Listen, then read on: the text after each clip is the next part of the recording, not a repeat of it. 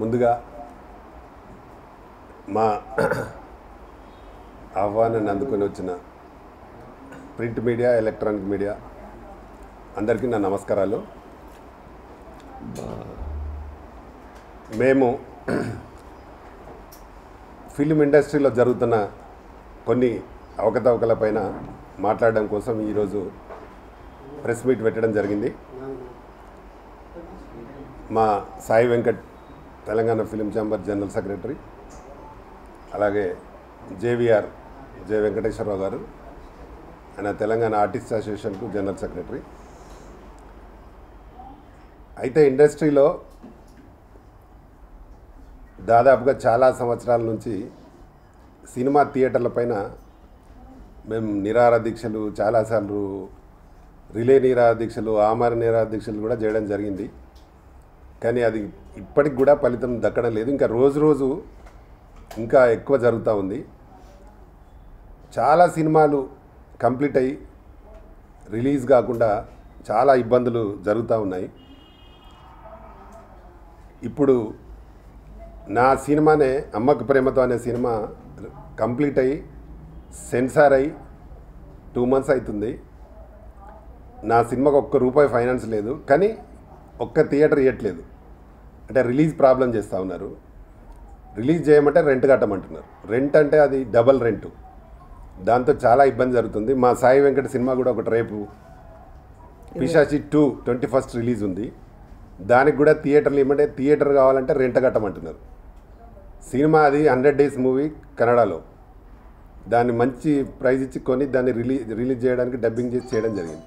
అయితే దానికి కూడా థియేటర్లన్నీ రెంట్ కట్టాలంటారు. ఈ రెంట్ వ్యవస్థ 2 రాష్ట్రాలలో ఈ రెంట్ వ్యవస్థతో చాలా ఇబ్బందులు జరుగుతూ ఉంది. వాళ్ళు 1,30,000 1,40,000 తీసుకుంటే 3.5 లక్షలు 4 లక్షలు ఇస్తున్నారు మాకు రెంటు. అంటే దాని మీద డబల్. అదొక 4-5 చేతుల్లో మొత్తం 2 రాష్ట్రాల థియేటర్లు చేతుల్లో పెట్టుకొని మాలాంటి వారికే ఇబ్బంది చేస్తున్నట్టే. మామూలు చిన్న నిర్మాత, అంటే కొత్తగా వచ్చిన నిర్మాతకు అసలు థియేటర్స్ లేవు. ఎవ్వరు దగ్గర కూడా దరిదాపులకు కూడా రానియట్లేదు. మేము మొన్ననే ఒకటి అహలారి అనే ఒక డైరెక్టర్ సినిమా చేసిన మా మిత్రుడు కాబట్టి +1 అనే ఒక మూవీ మేము రిలీజ్ చేసినాము, అన్న నేను కలిసి. దానికి ₹2 లక్షల మేము డిజిటల్ ఛార్జీలు కట్టి, అంటే మామూలుగా 2,500 తీసుకోవాల్సింది 13,000 11,500 తీసుకున్నారు మా దగ్గర. అది కట్టితే థియేటర్లు తీసుకుంటే ఒకటే షోతో తీసేసిర్రు. ఎందుకనంటే రెండో రోజు తీసేసిర్రు. విషయం ఏంటంటే మాకు రెంట్ అయితేనే ఇస్తాం, లేకపోతే లేదు. అట్లా దాంట్లో ఊరికే మేము 2.5-3 లక్షలు మేము చేయగలుచుకున్నాం. 50-60 లక్షలు ప్రొడ్యూసర్ కాల్చుకున్నాడు. అంటే ఈ వ్యవస్థ ఎక్కడ పోతుంది? ఇప్పుడు గతంలో కూడా చిన్న సినిమాలకు చాలా సినిమా, నేను 1990 నుంచి 2000 సంవత్సరం వరకు అన్ని సినిమాలు నాకు పర్సంటేజ్ చేశారు. ఎంతో కొంత వాళ్ళకు వెళ్ళేది, మాకు వచ్చేది. మధ్యలో దళారులాగా 5గురు చేరి వాళ్ళ సినిమాల థియేటర్లని లీజ్ తీసుకొని ఓనర్స్ అయితే మాకు పర్సంటేజ్ ఇచ్చేవాళ్ళు.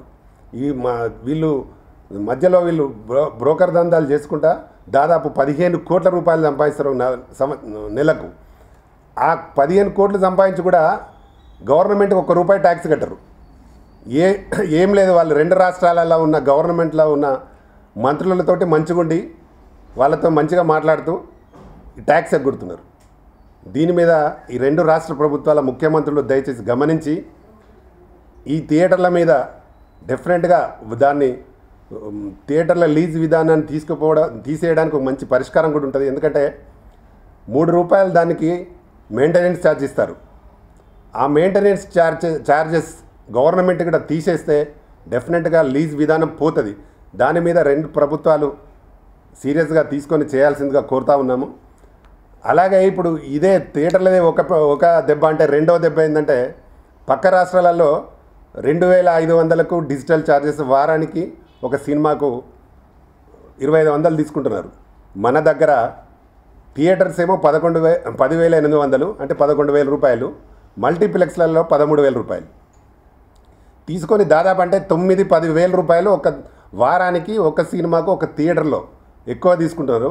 అది కూడా దాదాపు 15 నుంచి 20 కోట్లు. అది 3 మనుషులే. మన చిత్ర ఇండస్ట్రీలో ఉన్న 3 పెద్దలు. వాటికి మనిషికి ఒక దానిలో ఒకరు క్యూబ్లో పార్ట్నరు, ఒకరు యూఎఫ్లో పార్ట్నరు, ఒకరు పిహెచ్డీలో పార్ట్నరు. ఈ 3 కలిసి మొత్తం ఇండస్ట్రీని 2 రకాలుగా ముంచేస్తున్నారు. వీళ్ళకు దయచేసి దాన్ని పక్క రాష్ట్రాలలో ఎలాగ ఉన్నదో అలాగా చేస్తే సరి, లేదంటే ఒక 15 రోజులలో మొత్తం నిర్మాతలు మరియు టెక్నీషియన్స్ అందరం కలిసి ఫిలిం ఛాంబర్ ఎదుట భారీ ఎత్తున నిరాహార దీక్ష చేయడానికి ముందుకెళ్తాము అని సీరియస్గా హెచ్చరిస్తూ ఉన్నాము. దాన్ని తప్పకుండా తగ్గించాల్సిందిగా కోరుతున్నాము. వీళ్ళు తగ్గించని పక్షంలో తప్పకుండా మేము నిరాహార దీక్ష చేసి వాళ్ళ కనువిప్పు కలిగించి అసలు మేమా వాళ్ళ అనే రీతిలో తేల్చుకోవడానికి మేము ముందుకెళ్తామని చెప్తా ఉన్నాము. దయచేసి 15 రోజుల లోపల వాళ్ళు తగ్గించాల్సిందిగా కోరుతా ఉన్నాము. తగ్గించకపోతే మాత్రం దీన్ని సీరియస్గా మేము ముందు డిజిటల్ దాని మీద సీరియస్గా దాన్ని నిరాదీక్ష చేయడానికి ముందుకెళ్తాం. Thank you. నా సినిమా 21న పిశాచి 2 రిలీజ్ ఉంది. శాలిని నెక్స్ట్ మంత్ రిలీజ్ ఉంది. ఇంకొక 5 సినిమాలు సెన్సార్ అయి ఉన్నాయి నా సినిమాలు. అయితే ముఖ్యంగా ఈ రోజుల్లో నాకు తెలిసి ఒక 500 సినిమాలు రెడీగా ఉన్నాయి సెన్సార్ అయి, సినిమా రిలీజ్కి నోచుకోకుండా రెడీ అయి సెన్సార్ కాకుండా 500 సినిమాలు పైన ఉంటాయి. దీనికి ముఖ్యంగా ఏంటంటే కారణము డిజిటల్ విధానం. ఈ డిజిటల్ తోటి ఏమవుతుందంటే పేమెంట్ కట్టాలి, యూఎఫ్ఓ క్యూబ్ ఇవన్నీ పేమెంట్ కట్టాలి. పేమెంట్ కట్టకపోతే థియేటర్స్ ఇవ్వరు. సరే థియేటర్స్ ఇవి కట్టినా కూడా థియేటర్కి వెళ్తే రెంట్ అడుగుతారు. అంటే ఒక సినిమా కంప్లీట్ అయ్యి ఒక చిన్న సినిమా కానీ పెద్ద సినిమా అంటే సరే ఓకే, వాళ్ళు 50 కోట్లు పెట్టి సినిమా తీస్తారు కాబట్టి యూఎఫ్ఓ క్యూబ్ కట్టుకున్నా వాళ్ళకి షేర్ వస్తుంది కాబట్టి వాళ్ళు బయటపడతారు. మరి చిన్నవాడు ఒక చిన్న సినిమా చిన్న హీరోలు పెట్టి ఈరోజు 1 కోటి 2 కోట్లు 3 కోట్లతో సినిమా తీసిన వాళ్ళు సినిమా కంప్లీట్ అయిపోయాక ఈ డిజిటల్కే కొన్ని లక్షల రూపాయలు కట్టాలి. ఇది కాకుండా మళ్ళీ థియేటర్లు రెంట్ కట్టాలి. సరే ఏదన్నా సినిమా బాగుంది అంటే కొంతమంది డిస్ట్రిబ్యూటర్లు అంటారు మేము యూఎఫ్ఓ క్యూబ్ డబ్బులు కట్టుకుంటామండి రిలీజ్ చేస్తామంటారు.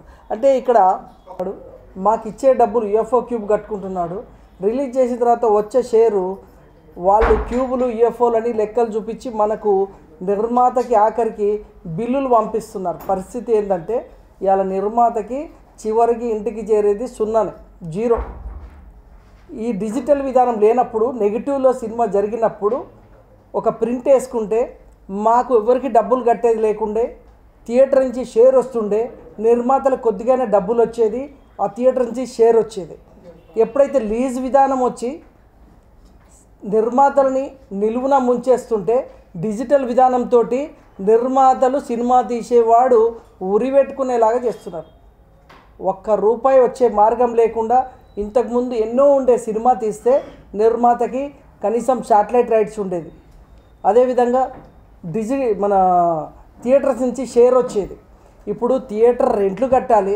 మీకు ఉదాహరణ ఈ మధ్యన గురించి చెప్తానండి, చాలా ఉదాహరణలు ఉన్నాయి, 200-300 ఉదాహరణలు చెప్పొచ్చు కానీ ఈ మధ్యన చెప్తానండి. ఈ మధ్య మొన్ననే చిన్ని ఆశలని రిలీజ్ అయింది. వాళ్ళు ఏదో 2 కోట్లు పెట్టి సినిమా తీశారు, పబ్లిసిటీ కూడా బాగానే చేశారు, 20-30 లక్షలు బాగానే పబ్లిసిటీ పెట్టి చేశారు. రిలీజ్ అయితే ఒక్కటే థియేటర్ తారక రామ ఇచ్చారండి. ఆ తారక రామకి ఎవరు పోవాలి, ఎప్పుడు పోవాలి, ఎక్కడ పోవాలా, ఒకటే థియేటర్, అది కూడా రెంట్ కట్టాడు అతను 3 లక్షలు. ఈ మధ్యన శరణం గచ్చామ సినిమా అది కూడా చాలా బాగా తీశారు, చాలా ఖర్చు పెట్టి తీశారు, కోట్ల రూపాయలు ఖర్చు పెట్టారు. ఆఖరి శాంతి థియేటర్ రెంట్ కడితే థియేటర్ ఇచ్చారు. అంటే ఎంత దౌర్భాగ్యంగా ఉందంటే ఫిలిం ఇండస్ట్రీని దౌర్భాగ్యంగా ఉండేలాగా చేశారు మన పెద్దలు.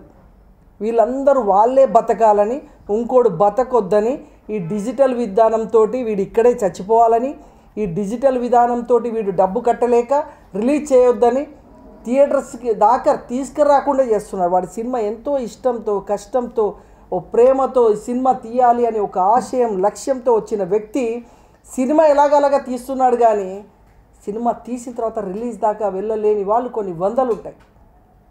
ఆడియో ఫంక్షన్లు కొన్ని వందలు ఆగి ఉన్నాయి. కారణం కేవలం డిజిటల్ విధానం, ఈ లీజ్ విధానం. దీనిపైన ఉద్యమిస్తానికి మా నాయకుడు ప్రతాన్ రామకృష్ణ గౌడ్ గారు ముందుకొచ్చి ఈ వారం రోజుల నుంచి పక్కా ప్రణాళిక తయారు చేసి దీనిపైన ఈ లీజ్ విధానం వదిలే వరకు ఈ డిజిటల్ రూపాయి కూడా కలెక్షన్ చేయకుండా, ఎందుకంటే మీరు ఆల్రెడీ సినిమా మీద మీకు డబ్బు వస్తుంది. ఎవరు పెట్టమన్నారు థియేటర్లలో ప్రొజెక్టర్లు, థియేటర్ ఓనర్ ఏం చేస్తున్నాడు? థియేటర్ ₹1 కోటి 2 కోట్లు పెట్టి కట్టుకున్నప్పుడు వాడు ప్రొజెక్టర్ పెట్టుకోడా అండి? మీరు తీసుకుపోయి ప్రొజెక్టర్ తీసుకొచ్చి వాడిని బలవంతంగా పెడతారు. వాని దగ్గర డబ్బు కాకుండా థియేటర్ వాడి దగ్గర తీసుకునే బదులు నిర్మాతల డబ్బును దోచుకుంటూ మీరు సంవత్సరాల కొద్దీ లీజ్ అని రాయించుకొని మీరు మీ యొక్క ప్రొజెక్టర్ పెట్టి మీ ద్వారానే సినిమా రిలీజ్ లాగా చేసి మీరు ఎట్లా చేస్తున్నారంటే టోటల్గా ఒక మోనోపోలోతోటి ఈ వ్యవస్థని నాశనం చేస్తానికి మీరు మీ ఆర్థికంగా మీరు ఎదగడం గురించి మీరు కోట్లు సంపాదించడానికి మీరు ఒక మాఫియా లాగా దీన్ని చేస్తున్నారు. దయచేసి ఇప్పటికైనా మీరు దీని విధానం మార్చకపోతే తెలంగాణ ఫిలిం ఛాంబర్ ఆధ్వర్యంలో జరిగే నిరాహార దీక్ష చాలా అతి భయంకరంగా ఉంటుంది. మీరు మొదలే వాలంటరీగా కనుక రిలీజ్ చేయకపోతే మా లీడర్ మా ప్రెసిడెంట్ చైర్మన్ గారు అతి త్వరలో డేట్ డిక్లేర్ చేస్తున్నారు. యావత్ తెలంగాణ ఫిలిం ఛాంబరే కాదు, ఈ 2 రాష్ట్రాల్లో ఉన్న నిర్మాతలు, మోసపోయిన వాళ్ళు, మళ్ళీ సినిమాలు తీసేవాళ్ళు, ఇప్పుడు సినిమాలు తీస్తున్న వాళ్ళు, కార్మికులు అందరూ వేలాదిగా వచ్చి నిరాహార దీక్ష చేస్తారు. దీనికి 2 రాష్ట్రాల సీఎంల మద్దతు కూడా కోరుతున్నాం, 2 రాష్ట్రాల ప్రభుత్వాలు కూడా కోరుతున్నాం. కాబట్టి అంటే ప్రభుత్వానికి సంబంధించి కాదు, ఇక్కడ ఉన్న మీ మాఫియా వాళ్ళు. కాబట్టి మీరు దయచేసి ఇప్పటికైనా మీరు ఈ లీజ్ విధానాన్ని వదులుకోండి. ఈ డిజిటల్ విధానాన్ని మీరు డిజిటల్ విధానంతో చిన్న నిర్మాతలకి వాడు 2 థియేటర్లు రిలీజ్ చేసేటువంటి దగ్గర కూడా మీరు ₹1000 20 థియేటర్లకి 30 థియేటర్లకి మొదలే 2 లక్షలు 3 లక్షల రూపాయలు కలెక్షన్ చేసి మోసం చేస్తున్నారు. ఇది సైబర్ నేరం, ఇది నిజంగా ఇది వైట్ కాలర్ నేరం. ఈ నేరాన్ని మీరు తప్పుకోకపోతే భవిష్యత్తులో తీవ్ర పరిణామాలు ఎదుర్కోవాల్సి వస్తుంది. ప్లీజ్ నేను చెప్తున్నాను, మీరు డిజిటల్ విధానాన్ని ఫస్ట్ అవాయిడ్ చేయండి. ఈ యొక్క డబ్బుని మీరు ప్రొజెక్టర్ ఇచ్చారు థియేటర్కి, థియేటర్ వాళ్ళే కట్టుకోవాలా? థియేటర్ వాళ్ళు పెట్టుకుంటారు.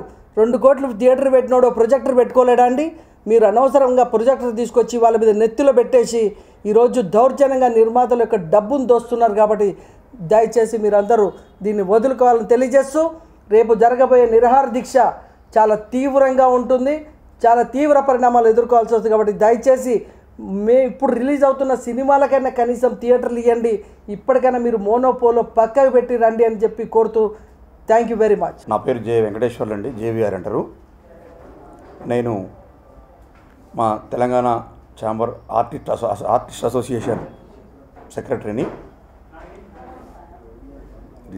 డిసిఎంఎస్ చైర్మన్, నల్గొండ జిల్లా డిస్ట్రిక్ట్ కోఆపరేటివ్ మార్కెటింగ్ చైర్మన్ని, మాలో కూడా సభ్యున్ని. నేను ఇంతకుముందు 2 సినిమాలు చేసి రిలీజ్ చేసినాను. ఇప్పుడు 2 సినిమాలు ఆల్రెడీ కంప్లీట్ అయ్యి రిలీజ్కి మరి సినిమా పూర్తయ్యేంత వరకు ఒక తపనతోటి ఒక ఇంట్రెస్ట్ తోటి సినిమా పూర్తి చేసినాము. రిలీజ్ చేయాలంటే రైతులు నేరపడతలేదు. మరి డబ్బులు పెట్టినాము, థియేటర్ దొరుకుతాయా, మరి ఇంకా లేట్ అయ్యే కొద్దీ సినిమాకున్న గుడ్విల్ పోద్ది, ఈ డబ్బులు ఎట్లా రికవరీ చేయాలా అనే తపనతోటి మరి ఎన్నో పొలిటికల్ ఇన్ఫ్లుయెన్స్ ఉండి, మరి పతాని రామకృష్ణ గౌడ్ గారు అన్న ఆశీస్సులుండి, మరి ఇండస్ట్రీలో అంతో ఇంతో తెలిసున్న మాలాంటి వాళ్ళము, అంటే అన్నగారి సినిమాయే ఇప్పుడు మరి సినిమా థియేటర్ దొరకట్లేదని చెప్పని బాధపడుతున్న సందర్భం. మరి ఎన్నో రోజులుగా సినిమాలు తీస్తున్నారు, రిలీజ్ చేస్తున్నారు. మరి ఎంతో ఖర్చు పెట్టి ఈ కష్టపడి ఈరోజు ఈ స్థాయికి వచ్చిన ఫిలిం ఛాంబర్, ఆంధ్ర తెలంగాణ కలిసి ఉన్నప్పుడే ఫిలిం ఛాంబర్ అధ్యక్షుడిగా మరి ఆ కమిటీలో చేసిర్రు. ఇప్పుడు మరి తెలంగాణ ఛాంబర్ని నూతనంగా నిర్మించి చేస్తున్న ఇలాంటి పెద్దవాళ్ళకే థియేటర్స్ లేవంటే మరి మాలాంటి వాళ్ళ పరిస్థితి ఏంది, ఇంకా మామూలు వాళ్ళ పరిస్థితి ఏంది అనేది ఒకసారి మరి ప్రభుత్వం కానీ మరి ఈ మోసం చేసే పెద్దలు కూడా గ్రహించాలని చెప్పని మేము విజ్ఞప్తి చేస్తున్నాము. దీంట్లో అన్నగారు అన్నట్టుగా ఇతర రాష్ట్రాలలో ₹2,500 తీసుకొని గిట్టుబాటు అవుతున్న సందర్భంలో మరి మన తెలుగు రాష్ట్రాలలో ₹11,000 ₹11,500 ₹13,000 వారానికి థియేటర్స్ తీసుకుంటున్నారంటే క్యూబ్స్లా. మరి దీంట్లో ఎంత అన్యాయం ఎంత అక్రమం ఉందో ఒకసారి గ్రహించాలని చెప్పని మీకు తెలియజేస్తున్నాం. ఇప్పుడు అది కూడా 11,500 తీసుకున్న తర్వాత వారం రోజులు థియేటర్లో ఉంచుతారు ఆ సినిమా అంటే, ఇచ్చిన థియేటర్లు ఇచ్చిన 4-5 థియేటర్లలో కూడా 3వ రోజు తీసేస్తారు. కట్టించుకునేది వారానికి క్యూబ్స్, 3వ రోజు 2వ రోజు సినిమా తీసేస్తారు. 2 ఆటలు వేసి 3వ ఆటలు తీసేస్తున్నారు. ఏంది అంటే మాకు రెంట్స్ రావు, మాకు థియేటర్ లాస్ అంటున్నారు. మరి అట్లా అనుకున్నప్పుడు 2 రోజులకి రండి తీసుకోవాలి కదా క్యూబ్స్. అలాంటి పరిస్థితి లేదు. ఏంటంటే ఈ మోనార్కిజం దీంట్లో ఒక నలుగురు పెత్తందారి వ్యవస్థ బాగా నాటుకుపోయినరు. వాళ్ళకి అదే ఆదాయంగా భావించి చేసుకుంటూ అందరూ టెక్నీషియన్స్ అందరూ మోసం చేస్తున్నారు. ఒకసారి గమనిస్తే ఒక సినిమా తీస్తే టెక్నీషియన్ కానించి మరి యాక్టర్ వరకు ఎంతమంది జీవనోభృతి ఉంటుందో ఒకసారి ఆలోచించండి. మరి వారానికి కనీసం ఒక 5 నుంచి 10 సినిమాలు రిలీజ్ అయ్యే పరిస్థితులలో థియేటర్స్ దొరకకపోతే 10 సినిమాలు రిలీజ్ కాకుండా ఒకటో రెండో రిలీజ్ అయ్యి 8 సినిమాలు అయిపోతే ఒక్కొక్క సినిమాకి 100 మంది టెక్నీషియన్స్ కష్టపడి చేసిన దానికి సినిమా మాదొస్తుంది నాకు ఇంకో సినిమా ఛాన్స్ వస్తుంది అని చెప్పని ఎదురు చూసే టెక్నీషియన్స్ మొత్తం ఈరోజు బజార్లో పడి పిచ్చోళ్ళు తిరుగుతున్నారు. మరి ఏ ప్రొఫెషన్లో ఇలాంటి పరిస్థితి దౌర్భాగ్యం కనపట్టలేదు. కష్టపడేవాడికి కష్టపడ్డంత ఫలితం దక్కించుకుంటున్నారు. ఈరోజు గవర్నమెంట్ పనికి ఆహార పథకం కింద మన కళ్ళ ముందు చూస్తూనే ఉన్నాం. సంవత్సరంలో 100 రోజులు 150 రోజులలో 50 రోజులు పనిచేసినా సంవత్సరం బతికే విధంగా ఆ కూలీకి న్యాయం జరుగుతుంది. మరి సినిమా టెక్నీషియన్ పొద్దున 6 గంటలకు వచ్చి రాత్రి 7, 8, 9 గంటల వరకు టెక్నీషియన్ కష్టపడితే ఆ రోజు వచ్చిన సొమ్ము మరి తెల్లారి మనకి కూలి వస్తుందో లేదో అని చెప్పని భయపడి బజారును పడి తిరుగుతున్న ఫ్యామిలీలు బజారును పడి తిరుగుతున్న పరిస్థితులు మరి మీరు గమనించాలా. ఈ 4-5 ఇండస్ట్రీలో ఉన్న ప్రతి ఒక్క టెక్నీషియన్ ఉసురు పోసుకుంటున్నారు. మరి వాళ్ళ కుటుంబం రేపు బజారున పడే పరిస్థితి కూడా భగవంతుడు చేస్తాడు. దాన్ని వీళ్ళందరి ఉసురుని వాళ్ళు పోసుకోవద్దని ఇప్పటికైనా మేల్కొని వీళ్ళందరికీ న్యాయం చేయాలని చెప్పని, లేని పక్షంలో మా తెలంగాణ అధ్యక్షులు ఛాంబర్ అధ్యక్షులు పతాన రామకృష్ణ గౌడ్ గారి ఆధ్వర్యంలో వారి పిలుపు మేరకి కనీసం 1000 మంది నిరాహార దీక్ష కూర్చోవడానికి మేమందరం సిద్ధంగా ఉన్నాం. లక్షల మంది కుటుంబాన్ని కాపాడటం కోసం అన్నగారు తీసుకునే ఈ మహత్తర కార్యక్రమానికి మేము అహర్నిశలు అన్ని విధాల మేము ప్రోత్సాహంతో ఉండి మేము ఆయన వెన్నంటి ఉండి మేము కూడా నిరాహార దీక్షలు కూర్చోవడానికి మేము కృషి చేస్తామని చెప్పారని మేము సభాముఖంగా మేము మనవి చేస్తున్నాము.